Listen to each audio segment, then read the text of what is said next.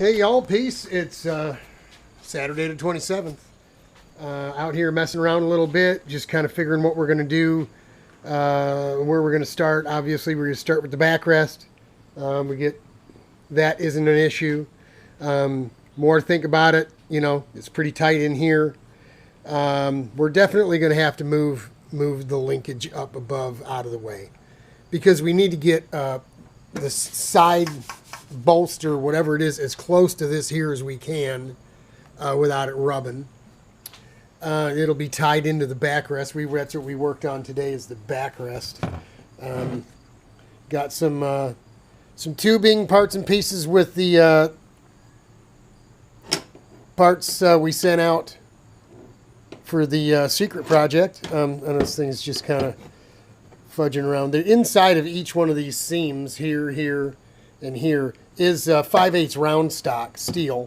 So when we weld it, it'll be welding that round stock right into place as well. It's they're good inch and a half long pieces, so they transition about 3/4 of an inch or so into each tube. This is just not cooperating, isn't it? And it's falling apart. I had to beat these things together. Now they seem to just be falling apart. Let me sit you down here. Better yet, let me sit you here. Can you see that there? Right? So this is going to be our backrest. We know it's going to be about a 60-degree angle for measuring things from the mock-up, from the foam and stuff, right? So we made a little template. I showed you this in the other video the other day or what, but so this will give us the angle of the dangle, so to speak. This thing keeps moving. These were real tight, and now they're not. So that gives us the angle that we need here. Just about the height, just under the height, the overall height we need here.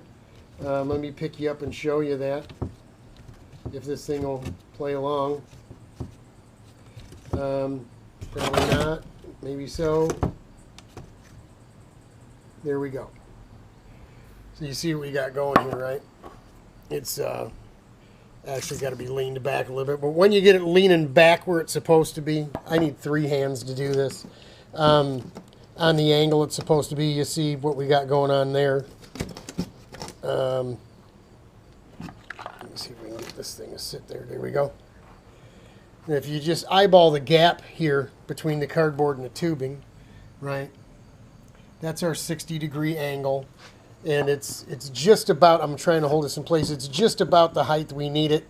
So once we get a piece of aluminum on here, we'll get pan tabs in here. We got to make a bunch for around the inside of the floor here anyway, to hold the aluminum that we're going to be sitting on.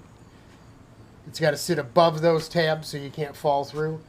But you see what we got going. We'll have a big piece of aluminum here with the headrest bit to hold the bottle and all that stuff, just like we did on the fiberglass seat, but in aluminum.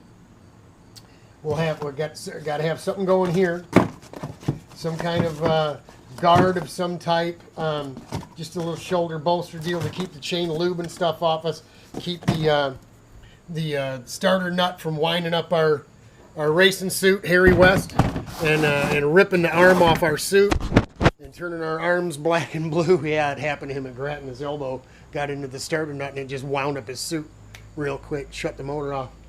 Hurt him. He was hurt. It turned his arm black and blue.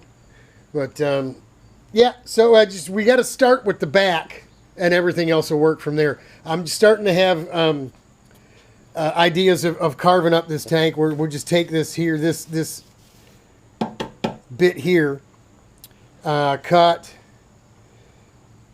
and maybe just cut straight down, right? And just put a new piece all the way down, maybe even straight back. That gives my shoulders a little more room. We can put some padding here, padding there. Makes things a little easier in here. Everything else, length, hip. I mean, we know we're just going to stick some padding here on the fuel tank because it's not going to go anywhere. And we need a little bolster of some kind here, so we'll probably get a clamp on here and something on the Nerf bar that goes this way, and we'll just mount a piece of sheet metal aluminum on there as well. Bing, bang, boom. It's just a one race deal for Daytona. We can take it to Grattan in October and shake it down. There's no way this thing will be done in 2 weeks to go to Gingerman. But we could take it to Grattan just to shake it down, just to make sure, you know, Grattan will be good and rough still. So it'll be a good noise and vibration, shake and vibration test, right? To see if it cuts the mustard, passes the grade, so to speak. So tomorrow we'll get Richie, we'll get this thing on a flat table over at my house. This backrest deal. Make sure it's flat, tack it together, weld it together. We'll get the ends notched to fit these here. We'll get those welded on. We'll get the bolts bolted on. The nice thing about this is, because this is on an angle, and that's on an angle, and they're not straight square to one another, if it decides to move at all, it'll be fighting itself. You follow me? You see what I'm saying?